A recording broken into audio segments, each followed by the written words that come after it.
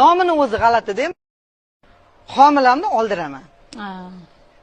Yig'lagan qizlar, ikkinchi xotin, kundosh, tug'mas. G'alati, o'jar homilador. Kechirasizlar-ku, katta bir serialga qo'yiladigan nommi shu? Shunaqa nomlar. Bu birinchisi. Ikkinchisi, endi mavzularni qarang endi.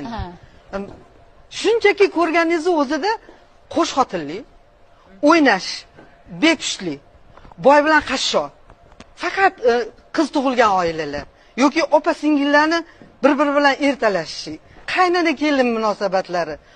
Kelin qaynotasiga kechirasizlar, o'rtoqlar. Bizni shunaqa xalq bizami?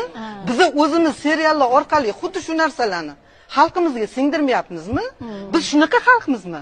Bizni kelinlarimiz qaynotasiga shunaqa nazar bilan qaraydimi? Bizni qaynonalarimiz shunaqa ahmoqmi? Uzr-ku endi. Men buni jaholat deb o'ylayman. Buni ekran orqali odamlarga ataylabdan singdirilayotgan narsa bu bizning millatimizga ham, milliy g'ururimizga ham, oriyatimizga ham to'g'ri kelmaydi, kechirasizlar. Xiyonat desak bo'ladimi? Odamlarni vaqtini o'g'irlash. Millatga xiyonat deyman men buni. Chunki umuman kerak emas. Nima uchun bizning seriallarimiz yotoqxona, oshxonadan iborat bo'lishi kerak? Yotoqxonadagi holatlar ochiq-oydin ekranga namoyish etilyapti. U o'zbek qizlari, kechirasizlar, bizning